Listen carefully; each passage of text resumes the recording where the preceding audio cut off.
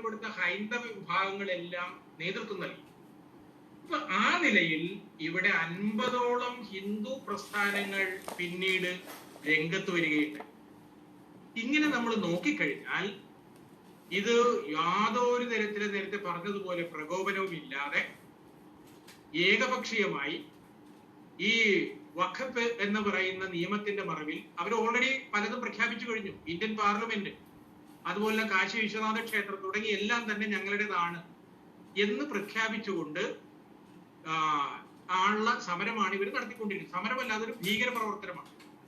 ഇതില് നമുക്ക് പൊതുജനങ്ങൾക്ക് ചോദിക്കാനുള്ളത്, എന്തുകൊണ്ട് നമ്മുടെ മാധ്യമ സുഹൃത്തുക്കൾ ഈ വിഷയം ചർച്ച ചെയ്യുന്നില്ല? എന്തുകൊണ്ട് ഇവിടുത്തെ മാനവികതയുടെയും സ്നേഹത്തിന്റെയും വക്താക്കളായിട്ടുള്ള ആളുകൾ ഏകപക്ഷീയമായി ഇവിടുത്തെ ഒരു സമൂഹത്തെ ഉന്മൂലനം ചെയ്യുന്നതിന് വേണ്ടിയിട്ടുള്ള ഈ നടപടി അരുത് എന്ന് പറയുന്നില്ല? കാരണം ഈ പോക്ക് അത്ര ശരിയല്ല. അതുകൊണ്ട് ഒറ്റ ഒരു കാര്യം കൂടി പറയാൻ ഞാൻ ആഗ്രഹിക്കുകയാണ്. അയോധ്യയിലെ ക്ഷേത്രത്തിന് എതിരായി നിൽക്കുകയും അതിനു വേണ്ടിയിട്ട് എല്ലാ ശ്രമത്തെയും അടിച്ചമർത്തുകയും പോലീസിനെ ഉപയോഗിച്ച് എല്ലാ തരത്തിലുള്ള ഭീകരപ്രവർത്തനവും നടത്തിയ മുലയൻ സിംഗ് യാദവ് അതുപോലുള്ളതായ മറ്റുള്ള ആളുകളുടെ അവസ്ഥ എന്താണെന്ന് നമുക്കറിയാം. സത്യം എല്ലാ കാലത്തേക്കും മൂടി വെക്കാൻ സാധ്യമല്ല. അത് ഒരു ദിവസമെങ്കിലും അത് പുറത്തേക്ക് വന്നിരിക്കും. ഇതിന്റെ നാൾവഴികള് ധാരാളമുണ്ട്. ഈ കുന്ന് എന്ന് പറയുന്നത് അവിടെ എല്ലാ പൗർണമിയിലും അവിടെ, കാരണം മലയെ നമ്മൾ ശ്രേഷ്ഠമായിട്ട് അത് അവതാരമായിട്ട് കരുതുന്നതാണ്. തിരുവണ്ണാമല അങ്ങനെയാണ്. അവിടെ എല്ലാ മാസവും പൗർണമിയില് വളരെ വിശേഷമാണ്. അപ്പോ കുന്നിനെ പൂജിക്കുന്ന, ഗിരിവലം ചെയ്യുന്ന ഒരു സമ്പ്രദായം ഇപ്പോഴും നടന്നുകൊണ്ടിരിക്കുകയാണ്. അതിനെതിരായിട്ട് പല കുറി ശ്രമങ്ങൾ നടത്തിയിട്ടുണ്ട്. പക്ഷെ ഇതൊന്നും തന്നെ ഇത് തെറ്റാണ് ചെയ്യുന്നത് എന്ന് പറയാനുള്ള സാമാന്യ ബോധം അവിടുത്തെ ഭരിക്കുന്ന കക്ഷിക്ക് ഇല്ല. നമുക്കറിയാം കേരളത്തിലെ ഭരിക്കുന്ന കക്ഷി അവരെപ്രകാരമാണോ ഹിന്ദു വിരുദ്ധമായി പ്രവർത്തിക്കുന്നത് അതുപോലെ തന്നെയാണ്. അവിടെ ഒരു വകുപ്പുണ്ട്, ഹിന്ദു മത ജീവകാരുണ്യ എൻഡോമെന്റ് മന്ത്രി ശേഖർ ബാബു എന്നാണ് അദ്ദേഹത്തിന്റെ പേര്. ശ്രീ ജഗന് ഈ കാര്യങ്ങളെ കുറിച്ചൊക്കെ അറിയാം. അദ്ദേഹം അടക്കമുള്ള ആളുകൾ ഈ അന്യായത്തിന് കൂട്ടുനിൽക്കുന്നു. അപ്പൊ അതുകൊണ്ട് ഈ നാട്ടിൽ ശാന്തിയും സമാധാനവും പുലരണമെങ്കിൽ ഇവിടെ മനുഷ്യർ ഒന്നിച്ച് അവരവരുടെ ആരാധനാ സമ്പ്രദായത്തിൽ വിശ്വസിച്ചുകൊണ്ട് സ്നേഹത്തോടുകൂടി കഴിയണമെന്നുള്ളത് എല്ലാ മനുഷ്യ സമൂഹത്തിന്റെയും ആഗ്രഹമാണ്. അതിനെതിരായി പ്രവർത്തിക്കുന്ന ഭീകര പ്രസ്ഥാനങ്ങളെ സപ്പോർട്ട് ചെയ്യുന്ന ഒരു നിലപാടാണ് DMK അടക്കമുള്ളതായ കക്ഷികൾ ചെയ്തുകൊണ്ടിരിക്കുന്നത്. അവരെ സപ്പോർട്ട് ചെയ്യുന്നതായ ഇന്ത്യ മുന്നണിയും ചെയ്തുകൊണ്ടിരിക്കുന്നതാണ്. ഏതാണ്ട് ഇതിന്റെ എല്ലാം ദുരന്ത ഫലമാണ് ഇന്ന് ഓരോ സംസ്ഥാനങ്ങളിൽ നിന്നും ഇവരെല്ലാം വലിച്ച് ദൂരെ കളയുന്നത്. ഇതുപോലത്തെ ഒരു കളിയാണ് ഡൽഹിയില് കെജ്രിവാൾ നടത്തിയിരുന്നത്. അതിന്റെ ദുരന്ത ഫലം ഇപ്പൊ അനുഭവിച്ചു കഴിഞ്ഞിരിക്കുന്നു. അത് വേറൊരു എപ്പിസോഡാണ്. ഒരു കാര്യം പറയാം, ജനങ്ങൾ ഇതെല്ലാം കണ്ടുകൊണ്ടിരിക്കുകയാണ്. ഇതിന് മറുപടി ഇന്നല്ലെങ്കിൽ നാളെ ഇവർ ഓരോരുത്തരും പറയേണ്ടി വരും. അതല്ല എങ്കിൽ ജനം തീരുമാനിക്കും നിങ്ങളെ ഞങ്ങൾക്ക് ആവശ്യമില്ല എന്ന്. കാലത്തിന്റെ ചവറ്റുകൊട്ടയിലായിരിക്കും അത്തരത്തിലുള്ള ആളുകളുടെ സ്ഥാനം എന്ന് മാത്രമാണ് എനിക്ക് പറയാനുള്ളത്. നമസ്കാരം. ജാവദ ടീച്ചർ, അവിടെ മലമുകളിൽ ഒരു ദർഗയുണ്ട് എന്നാണ് അവകാശവാദം. അവിടെ സിദ്ധനായിട്ടുള്ള സിക്കന്ദർ ഷായുടെ ശവകുടീരം, അതാണ് ദർഗ ഇന്ന് ഇവർ പറയുന്നത്. പക്ഷേ യഥാർത്ഥത്തിൽ ആ സിദ്ധനെ അടക്കിയത് അവിടെയല്ല എന്നാണ് പറയുന്നത്. ഗോരിപ്പാളയത്തിലാണ് അദ്ദേഹത്തെ അടക്കം ചെയ്തത് എന്നതിന് രേഖകളും ഉണ്ട്. ഇപ്പൊ മനഃപൂർവ്വം പ്രശ്നം സൃഷ്ടിക്കാൻ തന്നെയല്ലേ ഇപ്പോ മൃഗഹത്യയും മറ്റ് നടപടികളുമായിട്ടൊക്കെ ഇപ്പോ രംഗപ്രവേശം ചെയ്തിരിക്കുന്നത്. പൊതുവേ ഞാൻ അറിഞ്ഞത്, ഞങ്ങളുടെ ഒരു ടീം അവിടെയുണ്ട്, ജനം ടിവിയുടെ ഒരു ടീം അവിടെ ഉണ്ട്. അവിടെ ഹിന്ദുക്കളും മുസ്ലിങ്ങളും, ടീച്ചറെ, ഹിന്ദുക്കളും മുസ്ലിങ്ങളും വളരെ സൗഹാർദ്ദപരമായിട്ടാണ് അവിടെ കഴിയുന്നത്. ആ ഒരു അന്തരീക്ഷം ഇല്ലാതാക്കാൻ ഒരു പറ്റം ജിഹാദികൾ, ഞാൻ നേരത്തെ പറഞ്ഞതുപോലെ ഇരുട്ടിന്റെ ശക്തികൾ, അവർ അതിൽ കയറി ഇപ്പോൾ പ്രശ്നം ഉണ്ടാക്കാൻ ശ്രമിക്കുകയാണ്. അവർ കൃത്യമായിട്ട് ഓരോ ഡേറ്റ് ഫിക്സ് ചെയ്താണ് ഇപ്പൊ മുന്നോട്ട് പോയിക്കൊണ്ടിരിക്കുന്നത്. ഞെട്ടിപ്പിക്കുന്നത് ഇവർക്ക് സ്ഥലം MP-യുടെയും അതുപോലെ MLA-യുടെയും ഭരണകൂടത്തിന്റെയും പിന്തുണയുണ്ട് എന്നുള്ളതാണ്. ഇപ്പോ ഒരു മധുരയുടെയോ അതല്ലെങ്കിൽ ഒരു കാശി, ഒരു രാമേശ്വരം, ഒരു വഖഫ്, അതല്ലെങ്കിൽ ഒരു മുനമ്പം, ഒരു തിരുച്ചെന്തുറൈ ഇതിന്റെ മാത്രം വിഷയമല്ല ശരിക്കു പറഞ്ഞാൽ ഇത്. ഈ ലോകം മുഴുവനും ഇസ്ലാമിന്റെ കാൽക്കീഴിൽ കൊണ്ടുവരുന്നതിന് വേണ്ടി പ്രത്യേകമായിട്ടുള്ള ചില അജണ്ടകൾ ഇവർ നടപ്പിലാക്കിയിട്ടുണ്ട്. അതുകൊണ്ടാണ് ഈ വളരെ ചെറിയ ഒരു പക്ഷം ആളുകള് ഇസ്ലാമിക രാഷ്ട്രം സ്ഥാപിക്കണം, ഇവിടെ ക്ഷേത്രങ്ങൾ വേണ്ട, ഇവിടെ ചർച്ചുകൾ വേണ്ട, ഇവിടെ മസ്ജിദുകൾ മാത്രമേ വേണ്ടൂ എന്നുള്ള ഒരു അജണ്ടയുടെ ഭാഗമായി ഇവരിങ്ങനെയൊക്കെ ചെയ്തു കൂട്ടുമ്പോൾ ഭൂരിപക്ഷം വരുന്ന ഇസ്ലാം മത സംഘടനകൾക്ക്, മതമൗലികവാദ നേതാക്കന്മാർക്ക് സംസാരിക്കാൻ പറ്റാതായി പോകുന്നത് അവരും ഇവരും ചിന്തിക്കുന്നതും പ്രവർത്തിക്കുന്നതും ഒക്കെ ലക്ഷ്യം വെക്കുന്നതും ഒക്കെ തത്തുല്യമായതുകൊണ്ടാണ്.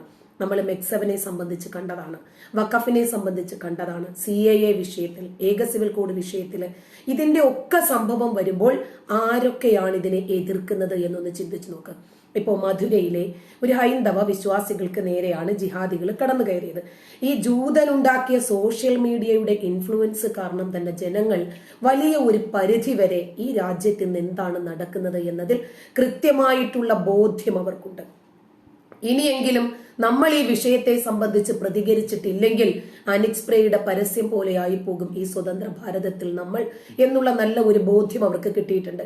അതുകൊണ്ടാണ് തിരുപ്പരം കുണ്ട്ര മുരുകാക്ഷേത്രത്തിന് സമീപം ഇവര് ഞങ്ങളുടെ വഖഫിന്റേതാണിത്, ഇത് ഞങ്ങളുടെ ഇസ്ലാമിക വൽക്കരിക്കാനുള്ള ഭൂമിയാണ്, ഇത് വഖഫിന്റെ സ്വന്തമായിരുന്നു വർഷങ്ങൾക്ക് മുമ്പ്, ഇവിടെ ഞങ്ങളുടെ ഏതോ ഒരു മുത്തപ്പൻ ചത്തിട്ടുണ്ട്, അവന്റെ പേരിലുള്ള ഒരു മക്കുബറയാണ്, ശവകുടീരമാണിത്, ഇത് ദർഗയാണ് എന്നൊക്കെ പറഞ്ഞിട്ട് ഇവർ വരുന്നത് എന്തുകൊണ്ടാ? ഭരണകക്ഷിയുടെ പിന്തുണയുണ്ട്. നമ്മുടെ ഈ കേരളക്കരയിലും ഇത് തന്നെയാണ് നടക്കുന്നത്. പക്ഷെ അധികം ആളുകൾക്കും ഇതൊന്നും പറയാൻ ധൈര്യമില്ല എന്ന് മാത്രമേ ഉള്ളൂ.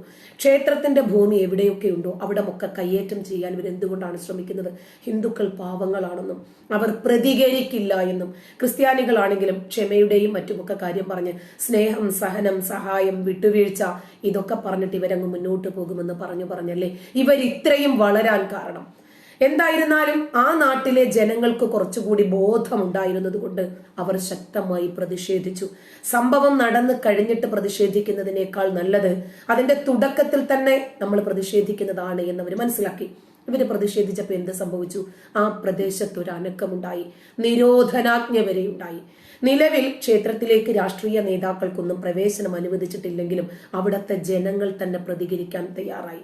ഇപ്പൊ ഇവര് പറയുന്നത് ക്ഷേത്രം സ്ഥിതി ചെയ്യുന്ന മലയിൽ ഒരു സിക്കന്ദർ ദർഗ എന്ന പേരിൽ ഒരു ആരാധനാലയം ഉണ്ടായിരുന്നെന്നും അതിനി അവർക്ക് സ്ഥാപിക്കണമെന്നും അവിടെ മൃഗഹത്യ നടത്തണമെന്നും ഒക്കെയാണ് ഇവർ പറയുന്നത്. അതിനു വേണ്ടിയിട്ടാണ് ഇവർ ശ്രമിച്ചത്. അപ്പോഴും ഇവരെ ഇതിന് പ്രേരിപ്പിച്ച ഘടകം എന്താണ്? വെറും 2 വർഷം 1 വർഷം കൊണ്ടൊക്കെ ആയിരക്കണക്കിന് മെക്സവന്റെ ബ്രാഞ്ചുകൾ ഈ കേരളത്തിലുടനീളം തുറന്നത് ഭരണപക്ഷം അറിയാതെയാണോ? പ്രതിപക്ഷത്തിന്റെ പിന്തുണയില്ലാതെയാണോ? ഇവിടെയും അത് തന്നെയാണ് സംഭവിച്ചത്. ഭരണകക്ഷികൾ ഈ ജിഹാദികൾക്ക് പൂർണ്ണമായും കൂട്ടുനിൽക്കുന്നു. ഇപ്പൊ DMK-യുടെ MLA-മാർ ഈ ദർഗയിലെത്തുന്നു, അവരും ഇതിനോട്ട് പാർട്ടിസിപ്പേറ്റ് ചെയ്യുന്നു എന്ന യാഥാർത്ഥ്യമാണ് നമ്മൾ അറിയുന്നത്. ഇത് വിശ്വാസികളെ അവഹേളിക്കുക എന്നതിനോടപ്പുറം ഈ ചാഞ്ഞ കൊമ്പിൽ വീണ്ടും വീണ്ടും ചവിട്ടിക്കേറാൻ ശ്രമിക്കുക എന്ന് പറയില്ലേ, അതുപോലത്തെ ഒരു രീതിയാണ്. ഈ ക്ഷേത്രം വഖഫ് ഭൂമിയുടെ ഭാഗമാണ് എന്ന് പറഞ്ഞ് SDPI ഉൾപ്പെടെയുള്ള വർഗീയ സംഘടനകളുടെ അവകാശവാദവും ഉയർന്നു എന്ന് പറയുമ്പോൾ ഇതൊരു ഒറ്റപ്പെട്ട സംഭവമല്ല. ഒരാൾ ആദ്യം ഒരു ചെറിയ ശബ്ദമുണ്ടാക്കുന്നു, അതിനെ തുടർന്ന് പിന്നീട് എല്ലാവരും അത് ഏറ്റുപിടിച്ച് വലിയ രൂപത്തിൽ ഒരു പ്രതിഷേധമായി ബംഗ്ലാദേശ് മോഡലിൽ ഈ രൂപമാണ് ഇവരുദ്ദേശിക്കുന്നത്. 100 കണക്കിന് ഭക്തരായിട്ടുള്ള ആളുകൾ ഒത്തുകൂടിയപ്പോൾ ഈ ക്ഷേത്രം സംരക്ഷിക്കണം എന്ന ആവശ്യവുമായിട്ട് ഹിന്ദു മക്കളെല്ലാം കൂടി കക്ഷി ചേർന്ന് കോടതിയെ സമീപിച്ചപ്പോൾ പ്രതിഷേധിച്ച BJP നേതാവ് രാജയ്ക്കെതിരെ പോലീസ് കേസെടുത്തു. ഇവരാകെ ചെയ്യുന്നത് ഇതാണ്. ഇപ്പൊ എനിക്കൊക്കെ എതിരെ എത്രയോ കേസുകൾ ചാർജ് ചെയ്തിരിക്കുകയാണ്. അതായത് നമ്മളെ ആശയം കൊണ്ട് പ്രതിരോധിക്കാൻ കഴിയില്ലെങ്കിൽ അടുത്ത ഉള്ളതാണ് ആയുധം. ഈ സാഹചര്യത്തിൽ എന്തായിരുന്നാലും ഇവർക്ക് ഇപ്പോൾ ആയുധമൊന്നും എടുക്കാൻ കഴിയുന്നില്ല. അപ്പോൾ ഇവർ ആകെ എന്താ ചെയ്യുന്നത്? നമ്മളെ കേസിൽ കൊടുക്കുക. അപ്പൊ നമ്മളിങ്ങനെ അങ്ങോട്ടും ഇങ്ങോട്ടും ഒക്കെ ഓടിയും മറിഞ്ഞും ഒക്കെ നമുക്ക് കുറെ സമയം അങ്ങ് പോയി കിട്ടും, കുറെ സാമ്പത്തിക നഷ്ടമുണ്ടാക്കും. ഇത് നമ്മുടെ നാട്ടിലെ മാത്രം കാര്യങ്ങളല്ല. ഇപ്പൊ ചൈനയിൽ ഇവരെന്താ ചെയ്യുന്നത്? റോഡിൽ ഇവർക്ക് നമസ്കരിക്കണം, ഇവരെ താടി നീട്ടി വളർത്തണം, മീശ വേണ്ട, ഇവർക്ക് ബുർക്ക ധരിക്കണം, ഇവർക്ക് 5 നേരം നമസ്കരിക്കണം, പള്ളിയിൽ ഇങ്ങനെ വിളിച്ചു കൂവണം, എന്നിട്ട് ഉച്ചയും കുത്തി മറിയണം. അങ്ങനെ വന്നപ്പോൾ ചൈന ഇസ്ലാം മതം മാനസിക രോഗമാണ് എന്ന്, കാരണം അവർക്ക് തലയ്ക്കകത്ത് താളുതാമസം ഉണ്ടായിരുന്നു. എന്നിട്ട് ഇവിടെയുള്ള ചൈന ചങ്കാണ് എന്ന് പറയുന്ന ആളുകൾ, ചങ്കിലെ ചൈന ചതിക്കില്ല എന്ന് പറയുന്ന ആളുകൾ എത്ര കണ്ട് പ്രതിരോധിച്ച് നമ്മൾ കണ്ടു. മ്യാൻമാറില് മുസ്ലിം ഭീകരനെ കണ്ടാൽ കണ്ടടത്തു വെച്ച് കൊന്നേക്കണം എന്നാണ് ഉത്തരവ്. മിക്കവാറും ഏതാണ്ട് 99% മുസ്ലിം പള്ളികളും മ്യാൻമാറിൽ തകർത്തു കഴിഞ്ഞു. കാരണം എന്താ? അവർ ഇതിന്റെ അനുഭവസ്ഥരാണ് ശരിക്കും. പക്ഷേ കേരളം മാത്രം ഇതുവരേക്കും പ്രതിരോധിക്കുന്നില്ല. ശക്തമായ രൂപത്തിൽ ഹിന്ദുക്കൾ ഏകോപിക്കുന്നില്ല. അവർക്കിടയിൽ തന്നെ പരസ്പരം മത്സരങ്ങൾ നടക്കുകയാണ്. ജപ്പാനിൽ എന്താണ് സംഭവിച്ചത്? ഇസ്ലാം എന്ന മതം തന്നെ നിരോധിച്ചു. ഇസ്ലാം പ്രചരിപ്പിക്കല് നിയമപരമായ കുറ്റമായിട്ടാണ് ചൈന എണ്ണുന്നത്. ഐക്യരാഷ്ട്രസഭയിൽ നിന്ന് ഉത്തരവ് നൽകിയിട്ട് പോലും ഒരൊറ്റ മുസ്ലിമിന് പോലും അഭയം നൽകാൻ ജപ്പാൻ നിരോധിച്ച കാരണം എന്താ? ഇവരെവിടെ കാലുകുത്തിയാലും ശരി, ഇവരുടെ തനി നിറം പുറത്തു കാണിക്കും. അതുകൊണ്ടാണ് ഇവരെവിടെയൊക്കെ കാലുകുത്തിയിട്ടുണ്ടോ അവിടമൊക്കെ ഇവർ സ്വന്തമാക്കാനും ഇവരുടെ ഈ മനോവൈകൃതങ്ങൾ ഇവരവിടെയൊക്കെ രേഖപ്പെടുത്താനും ശ്രമിച്ചിട്ടുണ്ട്. അങ്കോള എന്ന രാജ്യം, ഇസ്ലാം അവിടെ നാമം പോലുമില്ല, അവിടെ പറയാനും പാടില്ല. ഫ്രാൻസില് ഒറ്റ ദിവസം കൊണ്ട് തകർത്തത് 210 മസ്ജിദുകളായിരുന്നു. എന്തിന്റെ പേരിലാ? സാമുവൽ പാറ്റി എന്ന് പറയുന്ന അധ്യാപകൻ അഭിപ്രായ സ്വാതന്ത്ര്യത്തിന്റെ ക്ലാസ് എടുത്തുകൊണ്ടിരുന്നപ്പോൾ ഉടലും തലയും വേർപെടുത്തി. എന്നിട്ട് ഒരു 18 വയസ്സുകാരൻ ആ തലയും പൊക്കിപ്പിടിച്ച് സെൽഫി എടുക്കുക, എന്നിട്ട് സോഷ്യൽ മീഡിയയിൽ അയാൾ പോസ്റ്റ് ചെയ്യുക. ഓസ്ട്രേലിയ എന്ന രാജ്യത്ത് നമുക്കറിയാം എല്ലാ മുസ്ലിങ്ങൾക്കും നൽകിയിരിക്കുന്ന മുന്നറിയിപ്പ് എന്താണ്? മര്യാദയ്ക്ക് ഓസ്ട്രേലിയയിലെ നിയമം അനുസരിച്ച് ജീവിക്കണം, അതല്ലെങ്കിൽ 24 മണിക്കൂർ സമയം തരും, സ്ഥലം വിട്ടോ, ഈ രാജ്യത്തിന് നിങ്ങൾ നിൽക്കണ്ട. ബ്രിട്ടൻ, ഇങ്ങനെ എല്ലാ രാജ്യങ്ങളും മുസ്ലിങ്ങൾ എന്താണ് അവരുടെ ഈ മതവിരോധം, അന്യമത വിരോധം, ജിഹാദി ടെൻഡൻസി എല്ലാവരെയും ഇല്ലാതാക്കണം. അതിനിവർക്ക് പല മാർഗങ്ങളുമുണ്ട്. ഒന്ന്, ഇവർക്ക് ബയോളജിക്കലി വളരാം, ഭീഷണിപ്പെടുത്തിയും പ്രലോഭിപ്പിച്ചും ഇവർക്ക് മറ്റവരെ ഇല്ലാതാക്കാം. 2, അന്യമതസ്ഥരെ മുഴുവനും നമ്മൾ തന്നെ ഇല്ലാതാക്കിയാലും ഇവർക്ക് വളരാം.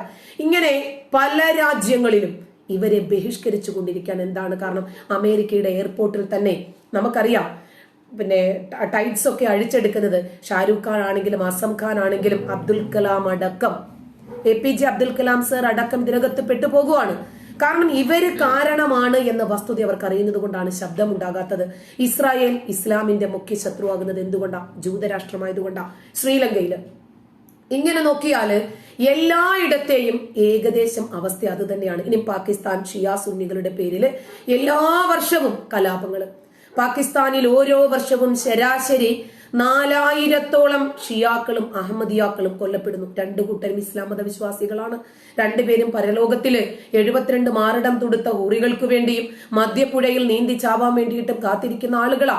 അഫ്ഗാനിസ്ഥാനിൽ ദിവസവും ബോംബ് സ്ഫോടനങ്ങൾ, നിരപരാധികളായ മുസ്ലിങ്ങളുടെ മരണം. പള്ളികളിൽ പോലും മനസമാധാനത്തോടുകൂടി അവർക്ക് നമസ്കരിക്കാൻ സാധിക്കുന്നില്ല. ഇങ്ങനത്തെ സാഹചര്യത്തിൽ എല്ലാ ലോകരാജ്യങ്ങളും, ഇസ്ലാം മത രാജ്യങ്ങളടക്കം, ഇറാഖിലും ഇത് തന്നെയാണ് നടക്കുന്നത്. ഷിയ സുന്നി പോരാട്ടവും ബോംബ് സ്ഫോടനങ്ങളും. ഇറാനിൽ എന്താണ് നടക്കുന്നത്? സുന്നികളും ഷിയാക്കളും തമ്മിലുള്ള പ്രശ്നം. സൗദി അറേബ്യയെ പോലും അവർ അടുപ്പിക്കുന്നില്ല. ലിബിയയിൽ ദിവസവും ബോംബ് സ്ഫോടനങ്ങൾ. ഏത് ഇസ്ലാമിക രാജ്യത്താണ് സമാധാനമുള്ളത്? അതുപോലെ 2047 ഇസ്ലാം മത രാജ്യമാക്കി ഇന്ത്യയെ മാറ്റുന്നതിന് വേണ്ടി ഇവർക്ക് ഒരുപാട് സംവിധാനങ്ങളുണ്ട്, ഒരുപാട് മാർഗങ്ങളുണ്ട്. ഇപ്പൊ 6-ാം നൂറ്റാണ്ടിലെ കാട്ടറബി ഹലാൽ തുപ്പൽ വിജ്ഞാനം നമ്മൾ കണ്ടതാണ്. ഇപ്പോ റഫീഖ് സലഫിയെ പോലെയുള്ള ആളുകൾ പറയുന്നു പ്രവാചകന്റെ തുപ്പലിൽ മഹാത്മ്യമുണ്ട്, മലവും മൂത്രവും കിട്ടാത്തത് ഭാഗ്യം. ഒരു നമ്മുടെ മുള്ളൂർക്കര മുഹമ്മദ് അലി സക്കാഫി എന്ന് പറയുന്ന ഒരു പണ്ഡിതൻ പ്രസംഗിക്കുന്നുണ്ട്. 14 വർഷത്തോളം നബിയുടെ മലവും മൂത്രവും ഒന്ന് കാണാൻ വേണ്ടി അനസ് എന്ന് പറയുന്ന പ്രവാചകന്റെ ഒരു അനുചരൻ പിന്നാലെ നടന്നു. അത് ഭൂമി വിഴുങ്ങിന്ന്. അത് കിട്ടിയിരുന്നെങ്കിൽ അതും ഇവര് നാളെ എന്തെങ്കിലും മഹത്വമുള്ള ഒരു പാനീയമാക്കി മാറ്റുമായിരുന്നു, സംശയമൊന്നുമില്ല. അപ്പൊ ഇത്രക്കേ ഉള്ളൂ ഇവരുടെ ബുദ്ധി. ഈ രൂപത്തിൽ ചിന്തിക്കാനും ഈ രൂപത്തിൽ പ്രവർത്തിക്കാനും ഇവിടെ നല്ലൊരു വിഭാഗം ഇസ്ലാം മതവിശ്വാസികളുണ്ട്. ഇടകലരരുത് എന്ന് പറഞ്ഞപ്പോൾ അത് ശരിയാണല്ലോ, ഞങ്ങൾ മതവിശ്വാസികളോടാണല്ലോ പറഞ്ഞത്, മുസ്ലിങ്ങളോടാണല്ലോ പറഞ്ഞത് എന്ന് പറഞ്ഞ് തള്ളിമറിക്കുന്ന മുസ്ലിങ്ങളെങ്കിലും അവരുടെ മക്കളെ ഇടകലരുന്നതിൽ നിന്നും വിട്ടുനിർത്താൻ പറ്റുമോ? സ്കൂളിൽ വിദ്യാഭ്യാസം വേണ്ട, ബസ്സിൽ ഒറ്റയ്ക്ക് പോകണ്ട, പുറത്തെങ്ങും പോകണ്ട, മക്കൾ വീട്ടിലിരുന്നോട്ടെ, അഫ്ഗാനിലെ പോലെ വീട്ടിനകത്ത് ജനല് പോലും വേണ്ട. ഇവർക്ക് പറ്റുമോ? ഇപ്പോ ഭൂമി പരവതാനി പോലെയാണ് എന്ന് പറഞ്ഞതുപോലെ സൂര്യൻ ഭൂമിയെ ചുറ്റുന്നു. ശരി, ഓക്കെ, ചന്ദ്രനെ രണ്ടായിട്ട് പിളർത്തി സൂര്യനെ പിളർത്താൻ വേണ്ടിയിട്ട് അങ്ങോട്ട് അടുക്കാൻ പറ്റിയില്ല. ഇതൊക്കെ വിശ്വസിക്കാൻ ഇവിടെ ആളുണ്ട്. ബുറാക്ക് എന്ന കോവർ കഴുതയിൽ കയറി 7 ആകാശത്തിനപ്പുറത്തേക്ക് പോയിട്ട് വന്നു. സ്വർഗത്തിലെ 72 ഹൂറി, 28ഓളം കുണ്ടന്മാര്, കള്ള്, പൊരിച്ച മീനിന്റെ കരള്, കട്ടിത്തേന്, ഇതൊക്കെ പറഞ്ഞ് വിശ്വസിക്കുന്ന കുറെ ഡോക്ടർമാരും എഞ്ചിനീയർമാരും ഒക്കെ ഈ മുസ്ലിം വിഭാഗത്തിൽ ഉണ്ടെന്നേ. വിദ്യാഭ്യാസവും വിവരവും രണ്ടും രണ്ടാണ്. വിദ്യാഭ്യാസം ഉണ്ടെന്ന് കരുതി വിവരമുണ്ടെന്ന് കരുതി അവർക്ക് വിദ്യാഭ്യാസവും ഉണ്ട് എന്ന് നമ്മൾ വിശ്വസിക്കരുത്. 1.5 കോടി വരുന്ന യഹൂദനെ 200 കോടി വരുന്ന മുസ്ലിങ്ങൾ കൊന്നാലേ ലോകാവസാനം വരത്തുള്ളത്രേ. എന്നാലേ അവരുദ്ദേശിക്കുന്നത് പോലെ ഇസ്ലാമിക ലോകം സ്ഥാപിക്കാൻ പറ്റത്തുള്ളത്രേ. ഇപ്പോൾ ഉള്ള 600ഓളം കോടി കാഫിറുകളെ, കുഫാറുകളെ കൊന്ന് പടച്ചോന്റെ ദീന് ലോകം മുഴുവനും വ്യാപിപ്പിക്കണം. എങ്ങും അല്ലാഹു അക്ബർ എന്നുള്ള ഒരു ധ്വനി മാത്രമേ മുഴങ്ങാൻ പാടുള്ളൂ. അല്ലാഹു അക്ബർ, എന്റെ പടച്ചോനാണ് ഏറ്റവും വലിയവൻ. അങ്ങനെ പല രൂപത്തിലും ഇവർ ഇസ്ലാം മതവൽക്കരിക്കാൻ ശ്രമിക്കുന്നതിന്റെ ഭാഗമായി ഇവർ ചർച്ചുകൾ കയ്യേറും, ഇവർ ആ ക്ഷേത്രങ്ങൾ കയ്യേറും. എന്നിട്ട് ഇവർ പറയും ക്ഷേത്രങ്ങൾക്ക് പണം കൊടുക്കുന്നത്, എന്തെങ്കിലും പിരിവോ സഹായമോ ഒക്കെ കൊടുക്കുന്നത് വേശ്യാലയത്തിന് കൊടുക്കുന്നത് പോലെയാണ്. അപ്പൊ ഇവരുടെ ഉള്ളിലുള്ള കോൺസെപ്റ്റ് കണ്ടില്ലേ, ക്ഷേത്രങ്ങൾ എന്ന് പറഞ്ഞാൽ വേശ്യാലയമാണ്. എന്നിട്ട് ഇവരെന്ത് ചെയ്യും? ഒരു പൊതുവേദിയിൽ വരുമ്പോൾ ബാന്ധവ മാനവ സർവേ സ്വദേശ ഭുവനത്രയം, ഇതൊക്കെ ഇവർ പറയും. ഇവരുടെ ശരിയായ രീതി അറിയണമെങ്കിൽ ജോസഫ് മാഷിന്റെ ഒക്കെ കാര്യം നോക്കാം. എത്ര പേര് പ്രതികരിച്ചു? ജോസഫ് മാഷിന്റെ വിഷയം ഇതൊക്കെ നമ്മൾ ദിനപ്രതി കണ്ടുകൊണ്ടിരിക്കുന്നതാണ്.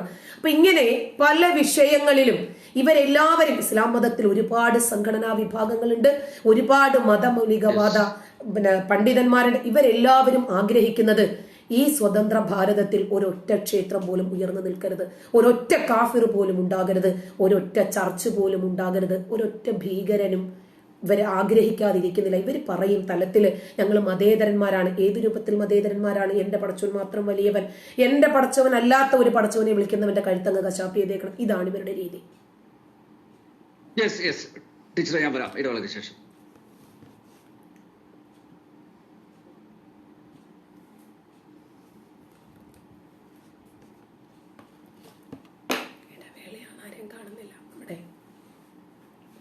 ക്ഷേത്രം പിടിച്ചെടുക്കാൻ വേണ്ടിയിട്ട് ശ്രമിച്ച ഒരു വസ്തുതയുണ്ടല്ലോ, അതിനെ സംബന്ധിച്ചിട്ടാണ് നമ്മൾ ചർച്ച ചെയ്യുന്നത്. SDP ഒക്കെയാണ് രംഗത്ത് വന്നിരിക്കുന്നത്. ആരെയും കാണുന്നില്ലല്ലോ. യുവരാജ് ഉണ്ടോ? യുവരാജ് ഉണ്ടായിരുന്നു. ആണോ? ഓക്കെ.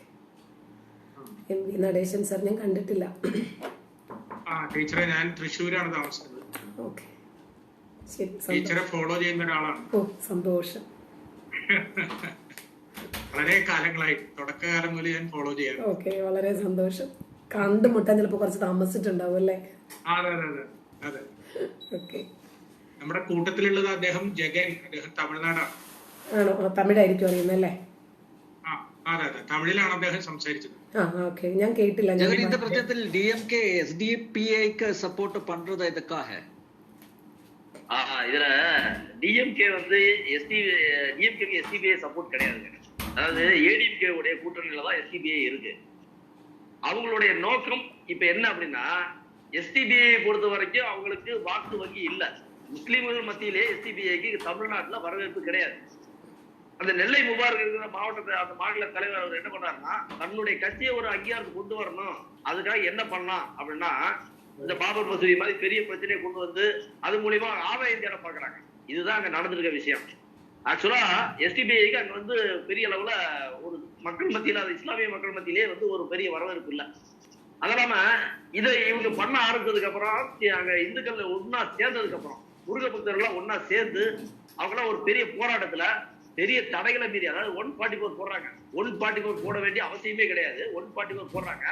144 போட்டதுக்கு அப்புறமும் அந்த திருப்பரங்குன்றம் மதுரை சிட்டிக்குள்ள கிட்டத்தட்ட 4000 பேர் 5000 பேர் அந்த காவல்துறை, அந்த 4000 காவல்துறைகளை மீறி பொதுமக்கள் 5000 பேர் உள்ள வந்துறாங்க. இது அவங்களுக்கு வந்து பெரிய அளவுல அவங்களால கண்ட்ரோல் பண்ண முடியல. அதாவது என்னன்னா, மக்கள் தன்னெழுச்சியா, முருகபக்தர் தன்னெழுச்சியா வந்தாங்க. இந்த மாதிரி விஷயங்கள்லாம் பார்க்கும்போது SDPI நினைத்த விஷயங்களும் தவறா போச்சு. அதே மாதிரி DMK கூட்டணியில் என்ன நினைக்கிறாங்கன்னா, இந்த போராட்டத்தை வந்து திசை திருப்பணும் அப்படிங்கிறத நினைக்கிறாங்க. மக்கள் மத்தியில ஒரு மிகப்பெரிய எழுச்சி வந்துச்சு. இந்துக்களும் முருக பக்தர்களும் அவங்க பெரிய அளவுல போராட தயாராயிட்டாங்க. தமிழ்நாட்டுல அவங்க நினைத்த மாதிரி ஈவே ராமசாமியோட மண்ணை ஃபுல்லா சொல்லிட்டு இருக்க இடத்துல இந்துக்கள் இந்த அளவுக்கு பெரிய அளவுல வந்துட்டாங்க அப்படிங்கிற திசை திருப்பதுக்காக நிறைய விஷயங்கள் பண்றாங்க. இது இந்து மக்கள் கட்சி போராட்டம், இது வேற ஒரு அரசியல் கட்சி போராட்டம், இது ஒரு கலவரம் பண்றாங்க அப்படின்ற மாதிரி சமூக வலைதளத்துல பல விதமா போட்டு இந்து முன்னணியின் போராட்டத்தை கொச்சப்படுத்துன்னு நினைக்கிறாங்க. கொச்சப்படுத்துறதுன்னா என்ன அப்படின்னா, இந்த மக்களை பிரிச்சு விடணும், இந்துக்களை ஒண்ணு சேர விடாம தடுக்கணும் அப்படிங்கிற மாதிரி எல்லாம் பண்றாங்க. இதுல ஆக்சுவலா என்னன்னா எஸ்டிபிஐக்கு மிகப்பெரிய பாதிப்பு. அதெல்லாம இந்த நவாஸ் கனி இனிமேல் அங்க வெற்றி பெறுவாரா அப்படிங்கிறது ஒரு பெரிய சந்தேகம். அதே மாதிரி மணப்பாறை எம்எல்ஏ அப்துல் சமது அவங்களும் ஒரு மிகப்பெரிய பாதிப்புக்கு உள்ளாகிறாங்க. இதுல அப்துல் சமதும் அந்த ராமநாதபுரம் பார்லிமெண்ட் மெம்பர் அவர் நவாஸ் கனியும் டிஎம்கே சின்னத்தில் நின்று ஜெயிச்சாங்க. இந்த பிரச்சனை எடுத்தது எஸ்டிபிஐ. அப்ப இவங்களுக்குள்ள என்ன கண்ணோட்டம்னா, அந்த இஸ்லாமிய வாக்குகளை எந்த கட்சி கொண்டு போய் சேர்த்தது, தன்னுடைய கூட்டணியில் கூடிய ஏடிஎம்கே கூட சேர்த்ததா, இல்ல நவாஸ் கனியும் அப்துல் சமதும் கூட்டணியா கூடிய திமுக கூட சேர்த்ததா அப்படிங்கிறது அவங்களுடைய நோக்கம். அப்ப அங்க இருக்கக்கூடிய இந்துக்கள் புரிஞ்சுக்கிட்டாங்க, இது நல்லபடியா புரிஞ்சுக்கிட்டாங்க. அப்ப என்ன காரணம் அப்படின்னா, இவங்க இந்துக்கள் ஓட்ட ஒரு பெரிய அளவுல ஒரு பெருசா மதிக்கிறது இல்ல. அதனால இதுல இந்த மாதிரியான பெரிய கலவரத்தை கொண்டு வந்து அதுல புழுங்காய நினைக்கிறாங்க.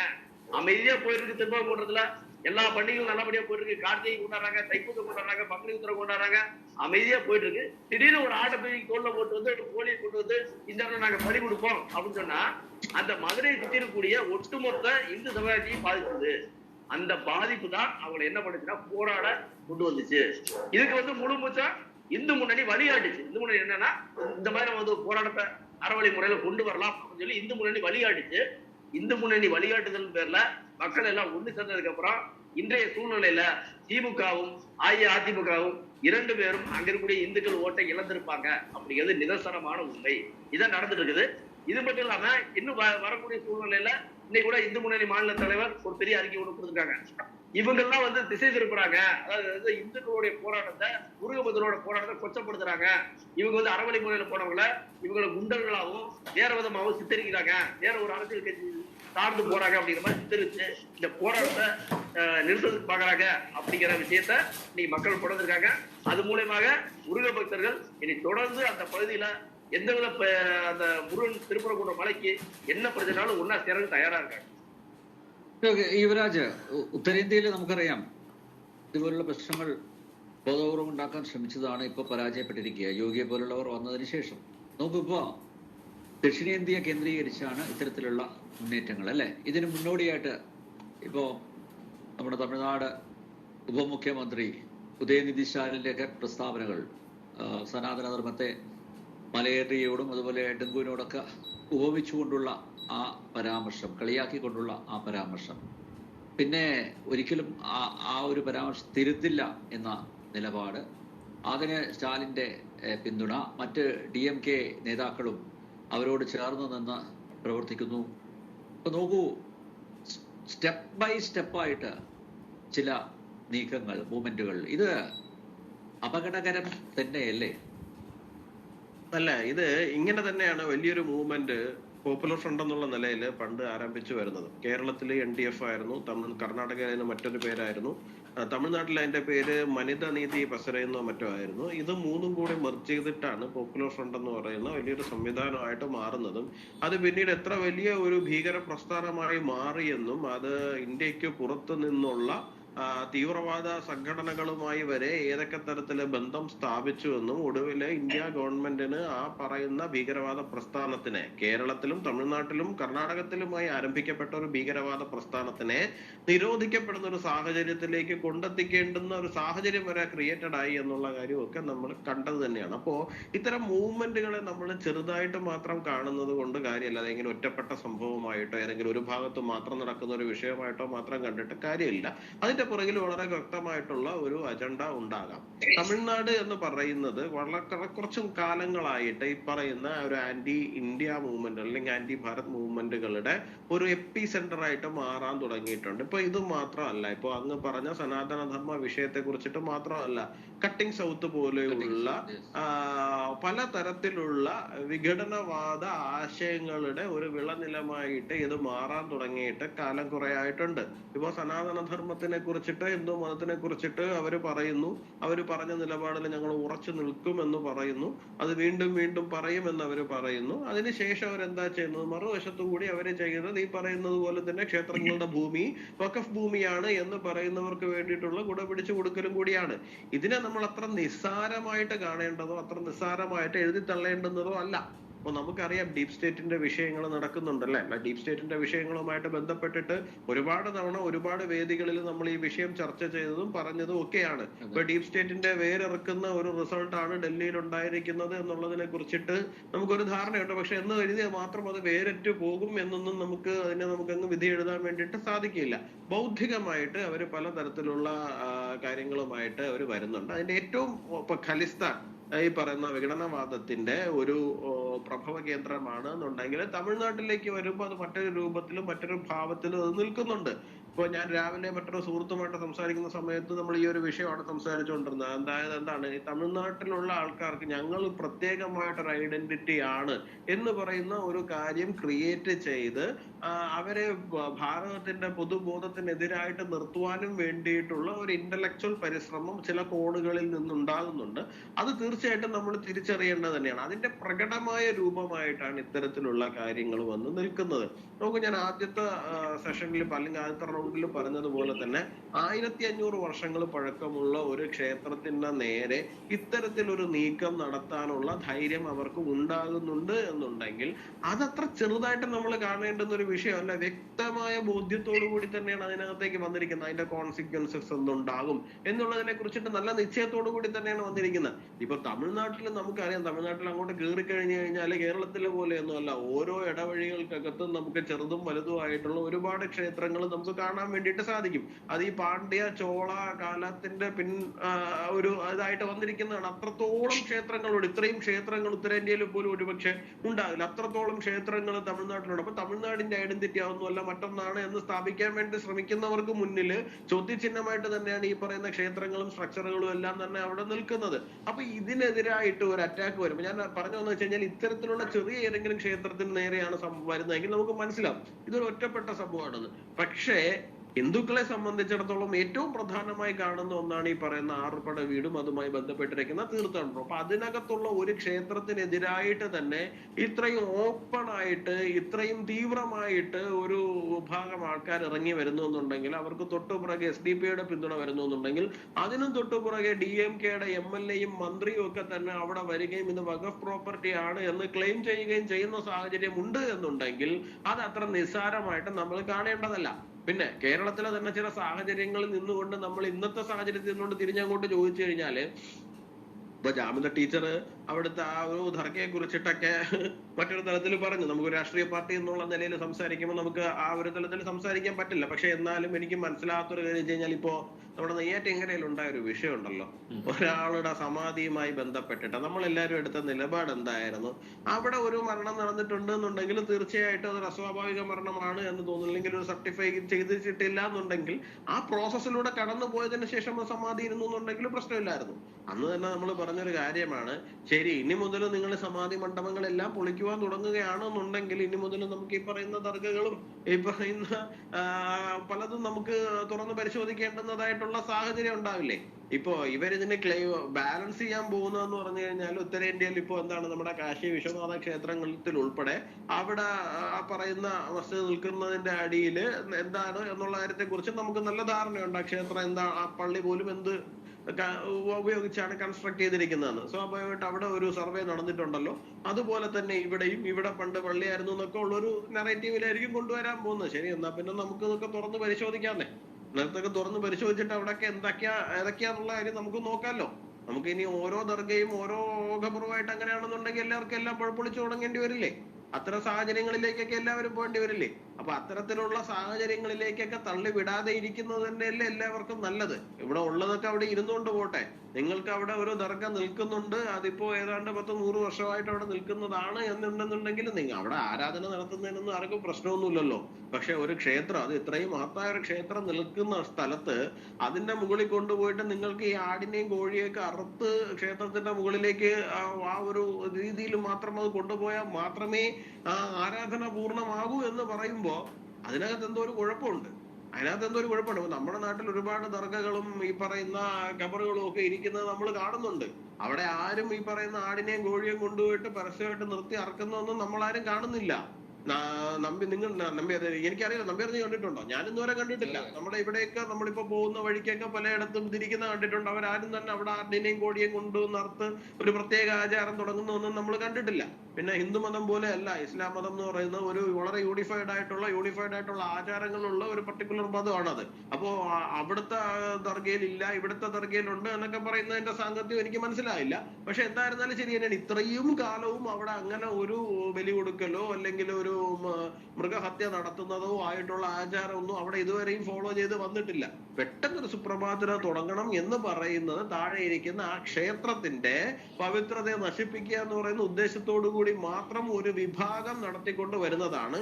ഈ ഒരു വിഭാഗം ഇത്തരത്തിലുള്ള കാര്യങ്ങൾ ചെയ്തു വരുന്ന സമയത്ത് എതിർപ്പുണ്ടാകേണ്ടത് തീർച്ചയായിട്ടും ഇസ്ലാം കമ്മ്യൂണിറ്റി എന്ന് തന്നെയാണ്. കാരണം ഇവർ ഈ ഉണ്ടാക്കുന്ന പ്രശ്നം തീർച്ചയായിട്ടും അവിടെ ഒരു കമ്മ്യൂണൽ ഇഷ്യൂ ക്രിയേറ്റ് ചെയ്യുക എന്ന് പറയുന്ന ഉദ്ദേശത്തോടു കൂടി മാത്രമാണ്. അതിന് ഈ പറയുന്ന സോ കോൾഡ് മതേതര പാർട്ടികളുടെ പിന്തുണയുണ്ട് എന്നുള്ളത് കൊണ്ട് മാത്രം ഇത് സംരക്ഷിക്കപ്പെട്ടു പോകും എന്ന് തോന്നുന്നു എന്നുണ്ടെങ്കിൽ അത് തീർച്ചയായിട്ടും തെറ്റിദ്ധാരണ മാത്രമാണ്. കാരണം ഈ പറയുന്ന മതേതര പാർട്ടികളുടെ പൊള്ളത്തരം ജനങ്ങളുടെ മുമ്പിൽ തുറന്നു കാണിക്കപ്പെടുക എന്നുള്ളത് മാത്രമാണ് ഇത്രയും കാലവും സംഭവിച്ചിട്ടുള്ളത്. അതുകൊണ്ട് അവരുടെ പിന്തുണ കണ്ടിട്ട് ഈ പറയുന്ന തീവ്ര ഇസ്ലാമിക വിഭാഗം അധികം ചാടാൻ വേണ്ടിയിട്ട് നിൽക്കണ്ട. അധികം ചാടിയ എല്ലാവരും ഇതിനോടകം ചട്ടിക്കകത്തായിട്ടുണ്ട്. ഇവിടെയും അത് മാത്രമേ സംഭവിക്കുവാൻ സാധ്യതയുള്ളൂ. ജനങ്ങൾ വളരെ സ്നേഹത്തോടുകൂടിയും സന്തോഷത്തോടുകൂടിയും കടന്ന് ജീവിച്ചു പോകുന്ന ഒരു പ്രദേശത്ത് അനാവശ്യമായ പ്രശ്നങ്ങൾക്ക് പോകാതെ ഇരിക്കുക. തിരിച്ചു വരാം ഇടവേളയ്ക്ക് ശേഷം. യുവരാജ് എവിടെയാണുള്ളത്? എനിക്ക് കാണാൻ പറ്റുന്നില്ല.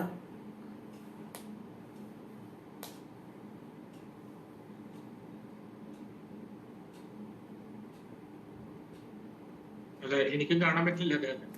എന്താണെന്ന് അറിയില്ലല്ലോ. ഞാനും നോക്കി, ചിലപ്പോ വോയിസ് മാത്രം കൊടുക്കായിരിക്കും. എവിടെയെങ്കിലും യാത്രയിലോ മറ്റോ ആയിരിക്കും. സാർ ഇപ്പൊ എവിടെയാ ഉള്ളത്? ഞാൻ തൃശ്ശൂര്. തൃശ്ശൂരൊക്കെ. ഞാൻ കോഴിക്കോട്. എനിക്കറിയാം. ഓക്കെ.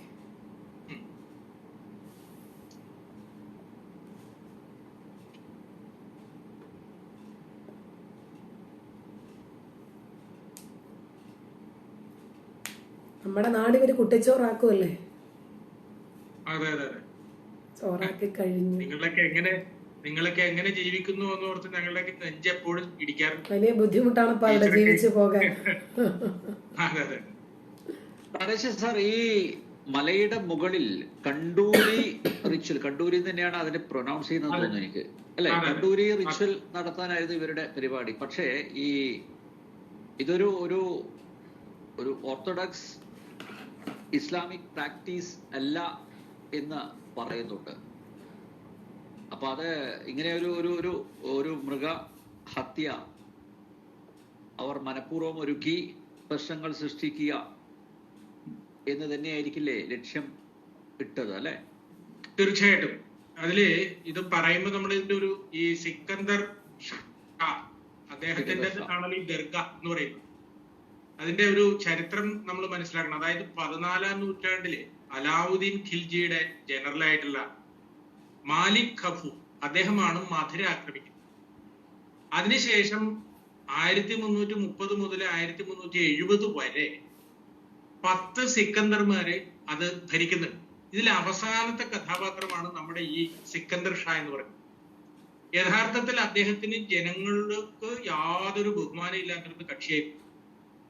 അങ്ങേറ്റം ഭീരുവായിരുന്നു. ഇദ്ദേഹം അഭയം തേടുന്നതിന് വേണ്ടിയിട്ടാണ് ഈ കുന്നിൽ ചെന്നത്. അവിടെ ചെല്ലുമ്പോഴാണ് അവിടെ ഈ പാണ്ഡ്യ രാജാക്കന്മാര് ഇദ്ദേഹത്തെ വധിക്കുന്നുണ്ട്. ഇങ്ങനെ മരിച്ച ഒരു കഥാപാത്രത്തിനെയാണ് പിന്നീട് അപ്പൊ അതിനുശേഷം പിന്നീട് അതൊരു പ്രാർത്ഥനാലയമാക്കി അതൊരു ദർഗയാക്കി മാറ്റി. അതിനുശേഷം വളരെ കാലത്തിന് ശേഷമാണ് ഈ മൃഗബലിയുടെ പരിപാടികളൊക്കെ ഇൻട്രൊഡ്യൂസ് ചെയ്തത്. അപ്പൊ ഇതേ ഒരു സിദ്ധനല്ല, ഇദ്ദേഹം സിദ്ധനല്ല. ഇതിന്റെ രസം എന്താന്ന് വെച്ചാല് ഈ തഞ്ചാവൂർ യൂണിവേഴ്സിറ്റിയിലെ ഹിസ്റ്ററി ഡിപ്പാർട്ട്മെന്റിലെ ഒരു പ്രൊഫസർ SMA ഖാദർ, നമ്മുടെ ഈ ചെമ്പോല ഉണ്ടാക്കിയ ചില ചരിത്രകാരന്മാരുണ്ടല്ലോ, ആ വർഗത്തിൽപ്പെട്ട ഒരു കക്ഷിയാണ്. മൂപ്പരൊരു കഥ ഉണ്ടാക്കി. എന്താന്ന് വെച്ചാല് പാണ്ഡ്യ ഭരണാധികാരി ഈ സിക്കന്ദർ ഷായെ കൊലപ്പെടുത്തിയതിനു ശേഷം അദ്ദേഹത്തിന് വളരെ ദുഃഖമുണ്ട്. അയ്യോ, ഒരു മഹാനായ ഒരു മനുഷ്യനെ ഞാൻ കൊന്നു, അതിന്റെ പ്രായശ്ചിത്തം ചെയ്യണം. അതിനു വേണ്ടിയിട്ട് എന്ത് ചെയ്തു, ഇദ്ദേഹം ഒരു പ്രാർത്ഥനാ സ്ഥലം ഉണ്ടാക്കി കൊടുത്തു എന്നാണ്. അതിനുശേഷം പിന്നീട് ഇത് ദർഗയായി മാറി. അങ്ങനെ ദർഗയായിട്ട് മാറിയ ഇതിനെ അതിന്റെ ചടങ്ങുകളോട് പിന്നീട് എന്താണ് അവിടെ വന്ന ആളുകൾ പിന്നീട് ഈ കോഴിയും ആടിനെയൊക്കെ വെട്ടുന്ന ഒരു സമ്പ്രദായം തുടങ്ങി എന്ന് ആരെഴുതി? SMA ഖാദർ എന്ന് പറഞ്ഞ പ്രൊഫസർ ഉണ്ടാക്കിയ കള്ളക്കഥയാണ്. അപ്പോ ഇത് അദ്ദേഹം ചെയ്തത് യഥാർത്ഥത്തിൽ ജമാഅത്തെ സഹായിക്കുന്നതിന് വേണ്ടിയിട്ടാണ്. ഇതാണ് ഇതിന്റെ ഒരു കുഞ്ഞു ചരിത്രം. അതുകൊണ്ട് ഈ പറയുന്ന മഹത്വമൊന്നും ഇദ്ദേഹത്തിനില്ല. ഇദ്ദേഹത്തിന്റെ പേര് ഈ മലക്കിടണമെന്നാണ് ഇവരുടെ പിടിവാശി. ഈ മലക്ക് സിക്കന്ദർ മലൈ എന്ന് പേര് കൊടുക്കണം എന്നാണ്. ഇവിടെ ഓർക്കേണ്ട ഒരു കാര്യം, ഈ എന്താ പറയാ, തമിഴ്നാട് എന്ന് പറഞ്ഞു കഴിഞ്ഞാൽ ക്രിസ്തുവിന് മുമ്പ് സംഘകാലത്തോളം പഴക്കമുള്ളതാണ്. ഈ സംഘകാലത്തെ തേവാരപ്പതികങ്ങളിലെ അപ്പർ സുന്ദർ മാണിക്കവാസർ അവരുടെ തേവാരപ്പതികങ്ങളിലെ പരക്കുണ്ട്രം എന്നാണ് ഈ മലക്ക് പേര് കൊടുത്തിട്ടുള്ളത്. ഇത് ഇതിനെ അകനാനൂർ എന്ന് പറയുന്ന കൃതിയില് മുരുകൻ കുണ്ട്രം എന്നാണ് പറയുന്നത്. അതുപോലെ തന്നെ തിരുപ്പറം കുണ്ട്രം എന്ന് പറയുന്ന 6 പടയ വീടുകളിലെ ആദ്യത്തെ പടവീടാണ്. ഇത് പറയുന്നത് ഇതെല്ലാം തന്നെ സംഘകാലത്ത് നടക്കുന്നതാണ്, ക്രിസ്തുവിന് മുമ്പ് നടക്കുന്ന സംഭവങ്ങളാണ്. അപ്പോ അരുണഗിരിനാഥനും നക്കീരനും ഒക്കെ ഇതിനെ സംബന്ധിച്ച് വളരെ വ്യക്തമായിട്ട് കൊടുക്കുന്നുണ്ട്. അപ്പോൾ ദീർഘകാലത്തെ പാരമ്പര്യമുള്ളതായ ഈ തമിഴ്നാടിന്റെ സാംസ്കാരിക കേന്ദ്രമാണ് മധുരൈ. മധുരയുടെ ഒരു പ്രത്യേകം നമുക്കറിയാം, മീനാക്ഷി ക്ഷേത്രം അവിടെയാണ്, ജല്ലിക്കെട്ടിന്റെ സ്ഥലമതമാണ്. 6 പടയ വീടുകളിൽ 2 പടയ വീടുകൾ പഴമതിർച്ചോലയും തിരുപ്പറംകുണ്ട്രവും മധുരയാണ്. അപ്പോൾ മധുര നശിപ്പിക്കേണ്ടത് ഈ രാജ്യത്തിനെ നശിപ്പിക്കേണ്ടവരുടെ ആവശ്യമാണ്. ഇത് DMKയുടെ കൂടി ആവശ്യമാണ്. DMKയുടെ കഥകൾ നേരത്തെ പറഞ്ഞിരുന്നു. DMKയുടെ കൂടി ആവശ്യമാണ് ഈ പാരമ്പര്യത്തെ ഇല്ലായ്മ ചെയ്യണമെന്നുള്ളത്. തമിഴ് പാരമ്പര്യത്തിന് ഏറ്റവും കൂടുതൽ വെറുത്തിരുന്ന ഒരു മനുഷ്യനാണ് പെരിയാർ എന്ന് പറഞ്ഞ് എന്താ പറയാ എഴുന്നള്ളിച്ച് നടക്കുന്ന ഒരു വിദ്വാൻ. അദ്ദേഹം തമിഴർക്കെതിരായിരുന്നു, അദ്ദേഹം തമിഴ് സംസ്കാരത്തിനെതിരായിരുന്നു. പിന്നെ ഈ തരത്തിലുള്ള പരിപാടി തുടങ്ങിയത് ഇന്നലെ തുടങ്ങിയതല്ല. തിരുക്കുറൾ എന്ന് പറഞ്ഞ തമിഴ് മാമറൈ എന്ന് പറയുന്ന തമിഴ് ജനത വേദമായി കരുതുന്ന ഈ തിരുക്കുറളിനെ ഇവര് പറഞ്ഞ പേര് തിരുഖുറാൻ എന്നാണ് അത്രേ. അതായത് ഈ യൂണിവേഴ്സിറ്റി പണ്ഡിതന്മാര് ഉണ്ടാക്കിയെടുക്കുന്ന കള്ളക്കഥകളാണ്. അപ്പോ കാലം ഏറെയായി ഈ പരിപാടി തുടങ്ങിയിട്ട്. എല്ലാവർക്കും അറിയാവുന്നത് പോലെ തന്നെ തമിഴ്നാട് എന്ന് പറഞ്ഞാൽ ലോകോത്തരമായ ഒരു സംസ്കാരമാണ്. അതിൽ ഈ ക്ഷേത്രത്തിന്റെ ഒരു പ്രത്യേകത, ശൈവ വൈഷ്ണവ ശാക്തേയ സമന്വയമുണ്ട് അവിടെ. ഓർക്കുക, സാധാരണ തമിഴ്നാട്ടിലെ ശൈവ വൈഷ്ണവ പിണക്കങ്ങളുള്ള സ്ഥലമാണ്, പക്ഷെ ഇത് സമന്വയത്തിന്റെ കേന്ദ്രമാണ്. ഇതുപോലെ തന്നെ ജൈന മുനിമാർ തപസ്സിരുന്ന സ്ഥലമാണ്. അവരുടെ ഗുഹകളിൽ ഇപ്പോഴും ബ്രാഹ്മി ലിപിയിലും അതുപോലെ തന്നെ വട്ടെഴുത്തിലും എഴുതിയതായിട്ടുള്ള നിരവധി ചരിത്രപരമായ സംഭവങ്ങൾ ഇപ്പോഴും ഉണ്ടത്. ആർക്കിയോളജിക്കൽ സർവേ ഓഫ് ഇന്ത്യ ഇത് പൈതൃക പട്ടികയിൽ ഉൾപ്പെടുത്തിയിട്ടുള്ള ഒരു സ്ഥലമാണ്. ഇങ്ങനെയുള്ള സ്ഥലത്തെ ഈ ജൈനന്മാര് തപസ്സിരുന്ന സ്ഥലങ്ങള് പച്ചയടിക്കുവരും. അത് ഇപ്പൊ ഈ നേരത്തെ ഇവിടെ ഇരിക്കുന്ന ജഗന്നിനെ പോലുള്ള ആളുകളുടെ പ്രയത്നം കൊണ്ട് ഇപ്പൊ അവര് പച്ചയൊക്കെ മാറ്റിയിട്ടുണ്ട്. പക്ഷെ ഒരു കാര്യം ഉറപ്പാണ്, ഇതിന്റെ പിന്നിൽ വളരെ നിഷ്കളങ്കമായ 1-2 ആളുകളല്ല. ഇതിലെ ബുദ്ധിരാക്ഷസന്മാരായിട്ടുള്ള യൂണിവേഴ്സിറ്റി പ്രൊഫസർമാരുണ്ട്. ഈ തമിഴ്നാടിനെ നശിപ്പിക്കാനുള്ള DMK ഉണ്ട്.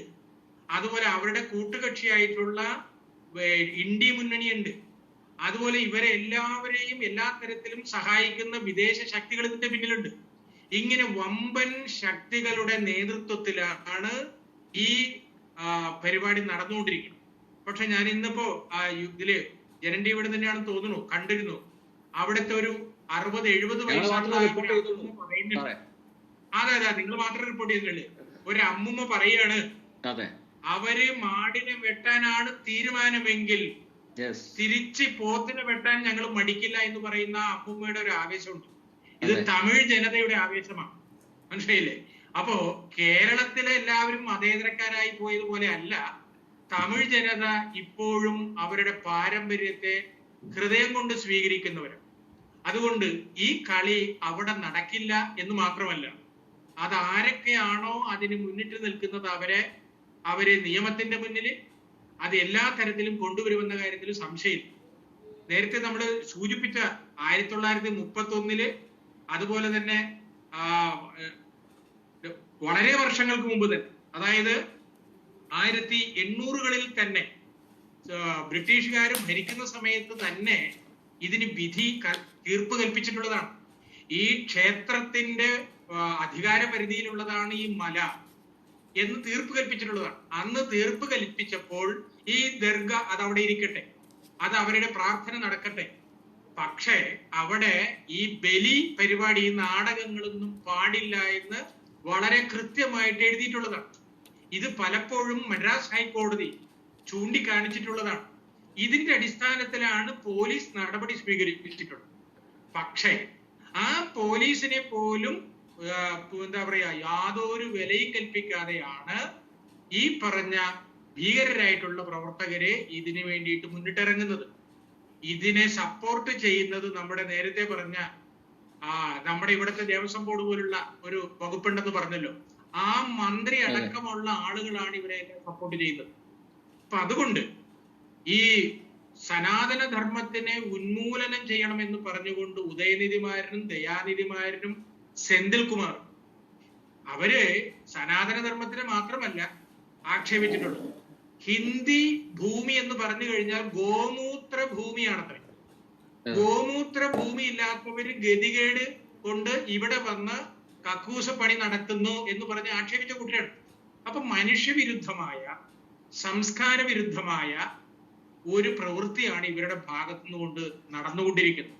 അതുകൊണ്ട് തീർച്ചയായിട്ടും തമിഴ്നാട്ടിലെ ഇപ്പോഴും ഈ സംസ്കാരത്തെ സ്നേഹിക്കുന്ന ധാരാളം ആളുകളുണ്ട്. അവരുടെ ഈ പോരാട്ടത്തിൽ ഇവിടുത്തെ ക്രൈസ്തവ സഹോദരന്മാരും മുസ്ലിം സഹോദരന്മാരും ഹിന്ദു വിഭാഗത്തിലുള്ള എല്ലാവരും സപ്പോർട്ട് ചെയ്യണം. കാരണം ഇത് ഏകപക്ഷീയമായിട്ടുള്ള ഒരു കടന്നാക്രമണമാണ്. അതിൽ ഇവിടുത്തെ എന്താ പറയാ, മുസ്ലിം വിഭാഗത്തിലുള്ള പൊതുസമൂഹത്തിന് യാതൊരു പങ്കൊന്നുമില്ല ഇതില്. ഇവര് ഭീകരന്മാരായിട്ടുള്ള ഒരു ന്യൂനപക്ഷക്കാരാണ് ഇതിന്റെ പിന്നിലുള്ളത്. അതുകൊണ്ട് നമ്മൾ ഈ തരത്തിലുള്ളതായ മനുഷ്യവിരുദ്ധമായ നീക്കങ്ങളെ ഒന്നിച്ച് ചേർന്നാണ് നേരിടേണ്ടത് എന്ന കാര്യമാണ് എനിക്ക് പറയാനുള്ളത്. അതോടൊപ്പം തന്നെ തമിഴ് ജനതയുടെ രക്ഷാപുരുഷനാണ് മുരുകൻ. ആ മുരുകന്റെ 6 പട വീട് എന്ന് പറഞ്ഞു കഴിഞ്ഞാൽ തമിഴകത്തിന്റെ രക്ഷയാണ്. അതിൽ ആദ്യത്തെ പടവീടാണ് എന്ന് പറഞ്ഞിരുന്നല്ലോ. അങ്ങനെ എല്ലാ തരത്തിലും ചരിത്രപരമായും ധാർമ്മികപരമായും ആത്മീയപരമായിട്ടും ഏറെ പങ്കുള്ളതായ ഒരു ക്ഷേത്രമാണ് ഈ തിരുപ്പറംകുണ്ട്രം. അത് സ്ഥിതി ചെയ്യുന്ന മധുരൈ എന്ന് പറഞ്ഞു കഴിഞ്ഞാൽ അതിലേറെ പ്രാധാന്യമാണ്. അപ്പൊ ഇത് തെരഞ്ഞു പിടിച്ച് ഈ സംസ്കാരത്തെ ഇല്ലായ്മ ചെയ്യുന്നതിന് വേണ്ടിയിട്ടുള്ളൊരു നീക്കമാണ് എന്ന ഒരു ബോധ്യം നമുക്ക് എല്ലാവർക്കും വേണമെന്നുള്ള ഒരു അഭ്യർത്ഥന കൂടിയാണ് എനിക്ക് പറയാനുള്ളത്. ഓക്കെ ജാന ടീച്ചർ, ഞാൻ വരാം ഇടവേളയ്ക്ക് ശേഷം.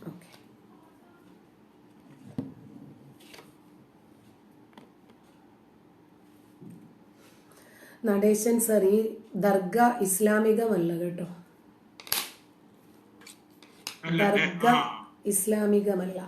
കാരണം ഖുർആനിലെയും ഹദീസിലെയും നിയമപ്രകാരം ദർഗകളൊക്കെ ഇടിച്ചു പൊളിക്കണം എന്നാണ് പറഞ്ഞിട്ടുള്ളത്.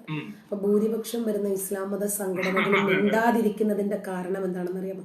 അവരും ആഗ്രഹിക്കുന്നു ഒരു ക്ഷേത്രവും ഇല്ലാതായിക്കോട്ടെ. മനസ്സിലായ? ഞാനിത് മനസ്സിലാക്കാൻ വേണ്ടി പറഞ്ഞത്, അതായത് മരിച്ചതിന് ശേഷം അതിനകത്ത് എന്തെങ്കിലും ഒരു കോൺക്രീറ്റ് എടുപ്പുകൾ നമുക്ക് പറഞ്ഞാൽ സെൻസറിങ് ഉണ്ടല്ലോ നമുക്കല്ലേ. ശരിയാണ്. ഓക്കെ ഓക്കെ ശരി. അതെ, മനസ്സിലായിരിക്കട്ടെ എന്ന് കരുതി ഞാനത് സൂചിപ്പിച്ചതാണ്.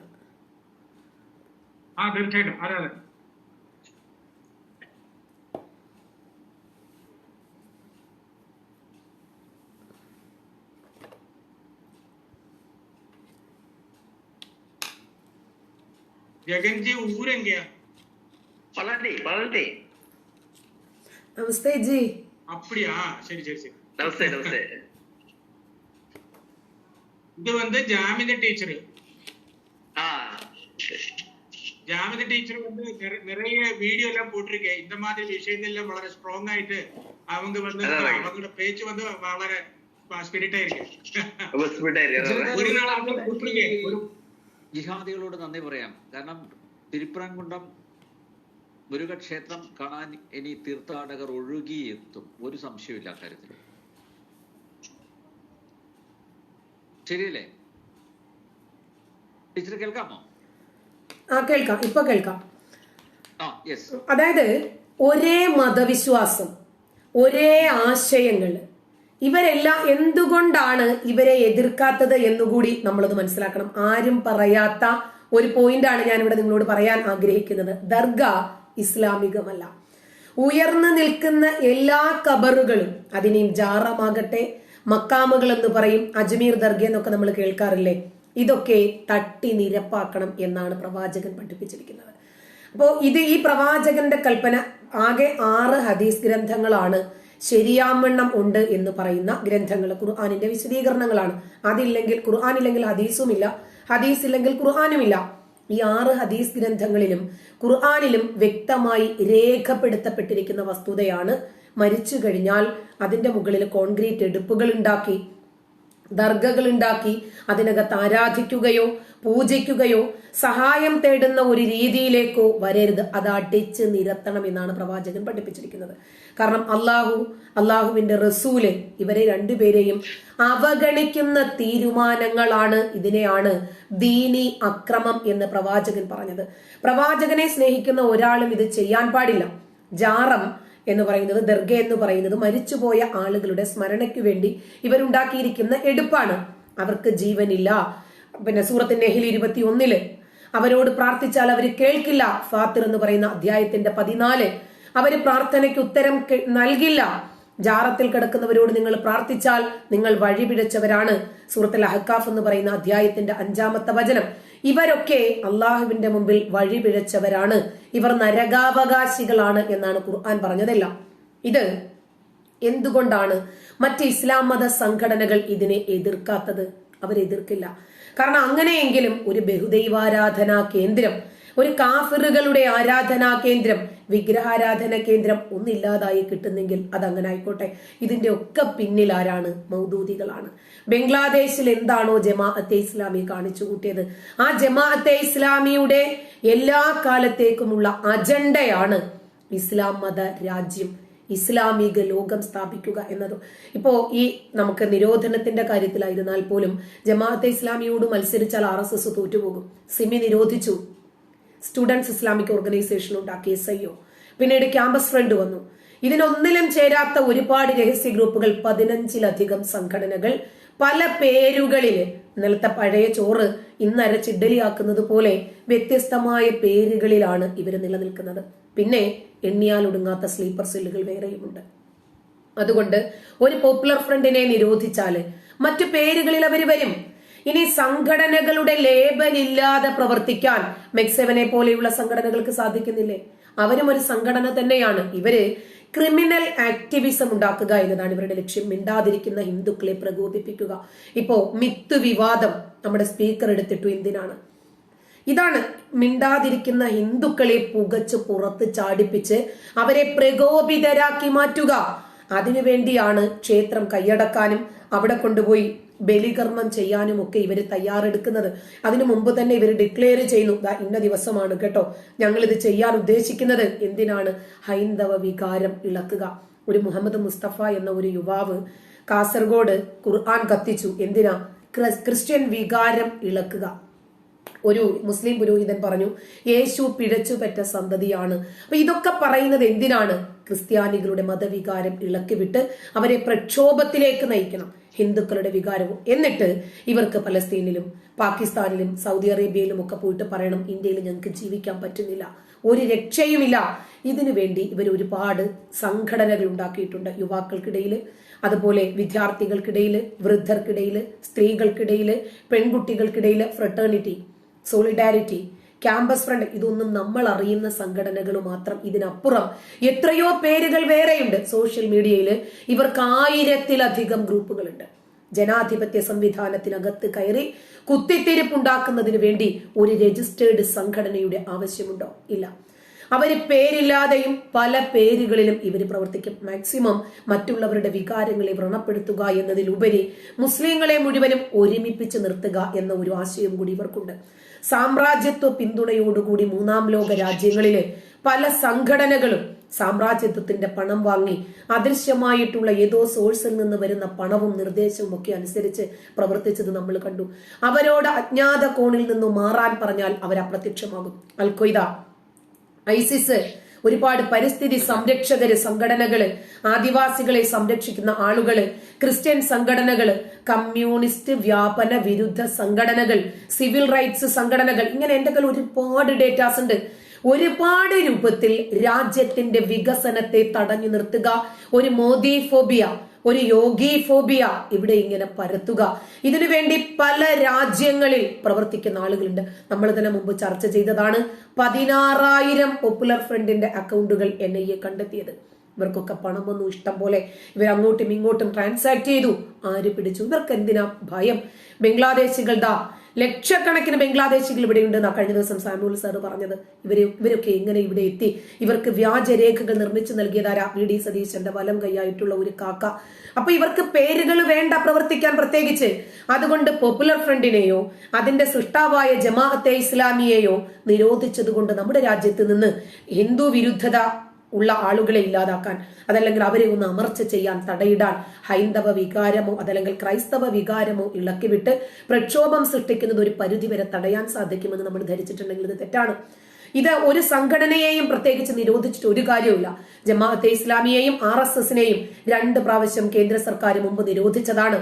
ഈ നിരോധനം പക്ഷേ ഒരു വിപരീത ഫലമാണ് നൽകിയത്.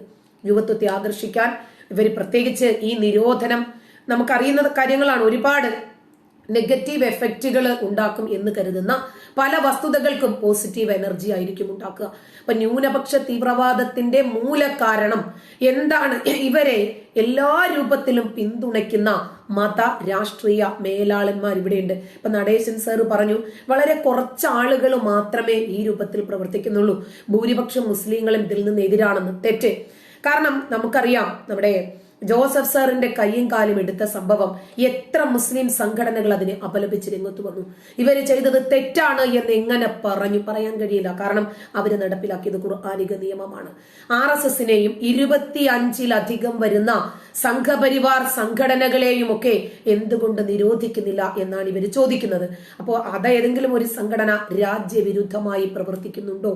ഈ രാജ്യത്ത് സമാന്തരമായിട്ടൊരു ഹൈന്ദവ രാഷ്ട്രം സൃഷ്ടിക്കുന്നതിന് വേണ്ടിയാണോ അവർ പ്രവർത്തിക്കുന്നത് എന്ന് ചോദിക്കുമ്പോൾ ഇവർക്ക് മറുപടിയില്ല. നമുക്കറിയാം അടിയന്തരാവസ്ഥ, അത് ഇന്ദിരാഗാന്ധിക്ക് നല്ല രൂപത്തിൽ ഒരു പോസിറ്റീവ് ഫലമാണ് അതുകൊണ്ട് നൽകിയത്.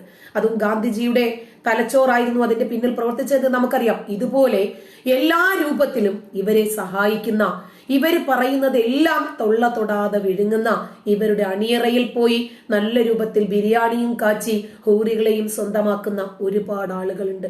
രാഷ്ട്രീയക്കാരുമുണ്ട്, മതമേലാളന്മാരുമുണ്ട്. പിന്നെ അവർക്ക് എങ്ങനെയാണ് ഇവർക്കെതിരെ സംസാരിക്കാൻ പറ്റുന്നത്? മുമ്പ് പുതുപ്പൊന്നാനിയിലെ മുനമ്പം തീരത്ത് ഒരു സ്ത്രീയുടെ മൃതദേഹം വന്നടിഞ്ഞത് നമ്മൾ കണ്ടു. ദിവസങ്ങളോളം ഒരു വിധത്തിലുള്ള അഴുക്കുകളോ ജീർണതകളോ ഇല്ല എന്നാണ് ഇവർ പറഞ്ഞത്. അവരുടെ പേരിൽ പിന്നീട് അവിടെ ഒരു പള്ളി തന്നെ നിർമ്മിക്കപ്പെട്ടു. ആരും ഒന്നിനെയും എതിർത്തില്ല. അങ്ങനെ വന്ന് അള്ളാഹുവിന് പുറമെ ഇതുപോലെ മരിച്ചുപോയ ആളുകളുടെ പേരിൽ ഒരു എടുപ്പുകൾ ഉണ്ടാക്കി, ഇവർക്കത് ബിസിനസ്സാണ്.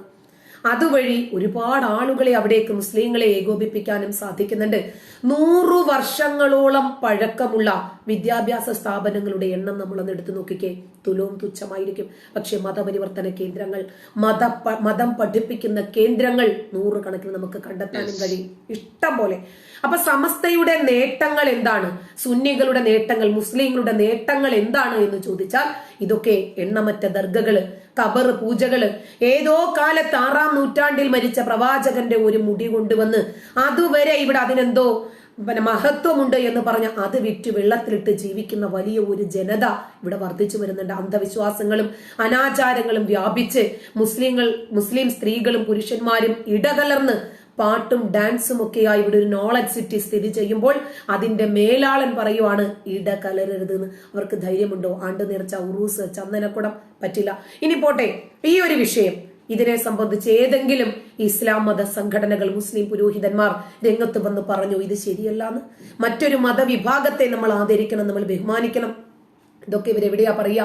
ഇവരുടെ കപട മതേതരത്വം വിളമ്പേണ്ടുന്ന ചില സ്ഥലങ്ങളിൽ ഇന്ന് ആലപ്പുഴയിലെ സുഹ്രി അടക്കം 1-2 പേരെ ചർച്ചയ്ക്ക് ക്ഷണിച്ചിരുന്നു.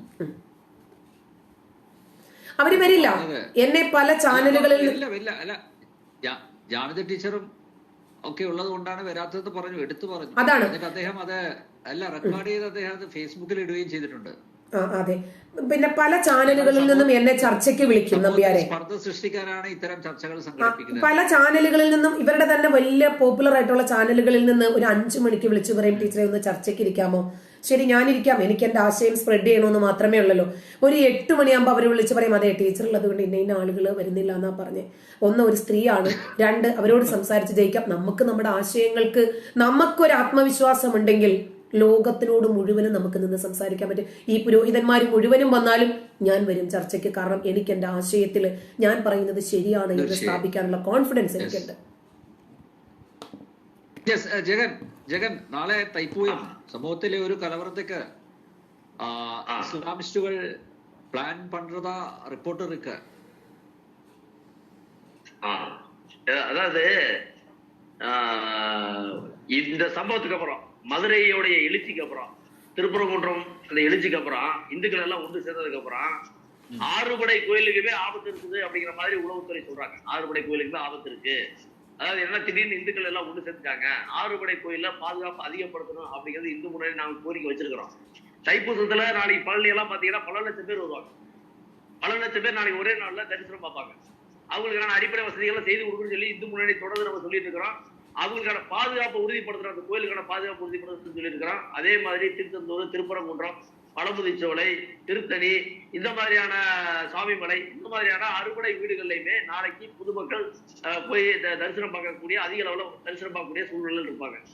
அவங்களுக்கு மட்டும் இல்லாம அந்த கோயிலுக்கு மிகப்பெரிய அளவுல ஒரு அச்சுறுத்தல் இருக்குது. அதை வந்து பாதுகாப்பு கொடுக்கணும் அப்படிங்கிறது இந்து முன்னாடி தொடர்ந்து வலியுறுத்திட்டு வர்றோம். அது மட்டும் இல்லாம நம்ம நரேசன் சார் சொன்ன மாதிரி இந்து மதத்துக்கான ஒரு தீய சக்தி என்ன அப்படின்னு பார்த்தா திமுக இருக்கிற வரைக்கும் என்ன அப்படின்னா, அந்த கோயிலுக்கோ இந்து மக்களுக்கோ ஒரு பெரிய அளவுல பாதுகாப்பு அவங்களால கொடுக்க மாட்டாங்க, கொடுக்கவும் தெரியாது அவங்களுக்கு. அவங்களோட ஆட்சி நடத்துற விதமே அந்த பாதுகாப்பு வந்து சரியான முறையில கொடுத்திருந்தா ஏகப்பட்ட விஷயங்கள். இப்ப சமீபத்துல பல கோயில்கள் வந்து திட்டு போச்சுங்க, பல கோயில் சிலைகள் வந்து சேதப்படுத்தப்படுது. அந்த வழக்குகள்லாம் நிலுவையில் இருக்குது. அதை வந்து என்ன அவங்க வந்து கண்டுபிடிக்க முடியாத சூழ்நிலை இருக்காங்க. அதாவது ஒரு திறமையான ஒரு நிர்வாக திறமை இல்லாத ஒரு ஆட்சியா இருக்குது அப்படின்னு சொல்லி இந்து முன்னணி தொடர்ந்து வலியுறுத்திட்டு வர்றோம். அது மட்டும் இல்லாம இந்த அறநிலைத்துறைக்காக இருக்கக்கூடிய அமைச்சர் சேகர் பாபு, இந்த சேகர் பாபு ஒரு நிர்வாக திறமையற்ற நபர் அப்படிங்கிறத நம்ம தொடர்ந்து வலியுறுத்திட்டு வர்றோம். என்ன காரணம் அப்படின்னா, கோயிலுக்கான விஷயங்கள்ல அவர் அக்கறை செலுத்துறது கிடையாது. அதை விட்டுட்டு கிறிஸ்துவ நிகழ்ச்சியில போய் அல்லோலியான்னு சொல்லி கட்டுறாரு. இதுதான் வந்து அவருடைய பிரதான ஒரு வேலையா இருக்குது. தவிர இந்து கோயிலுக்கு ஏதாவது பண்ணணுமா, இந்து கோயிலுக்கு எப்படி செய்யணும், என்ன பண்ணணும் அப்படிங்கிறது கிடையாது. இந்து கோயிலுக்கு ஒரு பாதுகாப்பு எப்படி கொடுக்கணும் அப்படிங்கிறது தெரியாது. ஆனா சமீபத்துல நடந்த மதுரையோட எழுச்சி மிகப்பெரிய அளவுல அந்த இஸ்லாமியர்கள் மத்தியில ஒரு அச்சுறுத்தலை கொண்டு வந்திருக்குது. அந்த இந்து மக்கள் இவ்வளவு தூரம் ஒன்னா சேர்ந்து ஒரு போராட்ட குணத்தோட வர்றாங்க அப்படிங்கிற ஒரு விஷயம் வந்திருக்குது. அதனால அந்த இஸ்லாமியர்கள் அவங்க என்ன பண்ணணும் அப்படின்னா, எல்லா மக்களோட மக்களா ஒருங்கிணைஞ்சு போயிட்டாங்கன்னா ஒன்றும் பிரச்சனை இல்லை. இல்ல மீண்டும் நாங்க வந்து இந்துக்களோட குடியிருத்தலத்தை நாங்க வந்து ஆடு வெட்டுவோம், கோழி வெட்டுவோம், அவங்களோட மனது கும்புற மாதிரி நடப்போம் அப்படின்னு பண்ணாங்கன்னா கண்டிப்பாக இந்து மக்களுடைய ஒற்றுமை மிகப்பெரிய அளவுல வந்திருக்கு. அந்த வந்து எல்லாம் கண்கூட பார்த்திருக்காங்க. இது மட்டும் இல்லாம இதுக்கு முன்னாடி சென்னிமலையில இதே மாதிரி ஒரு பெரிய ஆர்ப்பாட்டம். சென்னிமலையில இருக்கக்கூடிய அந்த மலையை வந்து கிறிஸ்துவ மலையா மாத்திரம் சொல்லி ஒருத்தர் சொல்லிட்டு போயிட்டாரு. அதுக்கப்புறம் அந்த மக்கள் பூராமே ஒன்னா திரண்டு ஒரு மிகப்பெரிய அளவுல ஒரு பெரிய ஒரு போராட்டத்தை எடுத்தாங்க. இதே மாதிரிதான் திருப்பரங்குன்றமா தான் பெரிய ஒரு போராட்டம் எடுத்தாங்க. அது சென்னிமலை பக்கத்தில் இருக்கக்கூடிய ஒரு குறிப்பிட்ட மாவட்டங்களுக்கு அது போயிடுச்சு. ஆனால் இந்த திருப்பரங்குன்ற விஷயம் தமிழ்நாடு முழுவதும் மிகப்பெரிய அளவுல இந்த திருப்பரங்குன்ற விஷயம் இருக்குது. அதோட தாக்கம், அந்த கோயிலுக்கான பாதுகாப்பு நம்ம உறுதிப்படுத்தணும். என்ன காரணம் அப்படின்னா இதோட தாக்கம், அந்த போராட்டத்துடைய தாக்கம் ഇസ്ലാമിயர்களை எரிச்சல் ஊட்டக்கூடிய ஒரு விஷயமா இருக்கலாம். വളരെയധികം നന്ദി. Thank you very much Jagan. തിരുപ്പുറംകുன்றത്തെ ഇസ്ലാമികവൽക്കരിക്കാനുള്ള സംഘടിതമായ പടപ്പുറപ്പാടാണ് കാണുന്നത്. ഇത് അപകടകരമാണ്. മാത്രമല്ല ഭരണകൂടം ഇതിന് ഒത്താശ ചെയ്തു കൊടുക്കുകയും ചെയ്യുന്നു. ജനറൽ ഡിബേറ്റ് ഇവിടെ പൂർണ്ണമാവുന്നു. ചർച്ചയിൽ പങ്കെടുത്ത എല്ലാ അതിഥികൾക്കും നന്ദി. ഒപ്പം പ്രേക്ഷകർക്കും. മീറ്റിംഗ് കഴിഞ്ഞു. അപ്പോ എന്താണ് വിഷയം? ഇവര് ഹിന്ദുക്കളുടെയും ക്രിസ്ത്യാനികളുടെയും മതവികാരം ഇളക്കി വിടുക എന്നതാണ് ഇവരുടെ ലക്ഷ്യം. ഇസ്ലാം മത രാജ്യം സ്ഥാപിക്കാൻ ഒന്നല്ല 1000 മാർഗങ്ങൾ ഇവർ സ്വീകരിക്കും. ആ സ്വീകരിക്കുന്നതിൽ ഏതു മാർഗമായിരുന്നാലും ശരി, അതുവരെ ഇവരെ വിമർശിച്ചു കൊണ്ടിരുന്ന മുസ്ലിം സംഘടനകൾ, പുരോഹിതന്മാർ, ഇവരാരും ഒന്നും മിണ്ടത്തില്ല. കാരണം എന്താ? അവര് സംസാരിക്കുന്നത് ഇസ്ലാമിക രാജ്യത്തിന് വേണ്ടിയല്ലേ. ഒരു കാഫിറിന്റെ ആരാധനാലയം ഇല്ലാതാകുന്നെങ്കിൽ അത്രയും നല്ലതല്ലേ? ഒരു അമുസ്ലിമിന്റെ ആരാധനാലയം ഇല്ലാതാകുന്നെങ്കിൽ അത്രയും നല്ലതല്ലേ? ഒരു വിഗ്രഹാരാധനാ കേന്ദ്രം ഇല്ലാതാകുന്നെങ്കിൽ അത് അള്ളാഹുവിനോട് ഇവര് ചെയ്യുന്ന പ്രതിബദ്ധതയും കൂറുമാണ് എന്നാണ് ഇവർ വിശ്വസിക്കുന്നത്. അപ്പോ ഞാൻ ഈ വിഷയത്തെക്കുറിച്ചിട്ട് ഡീറ്റെയിൽ ആയിട്ട് സംസാരിച്ച വീഡിയോ ചെയ്യുന്നുണ്ട്. നന്ദി.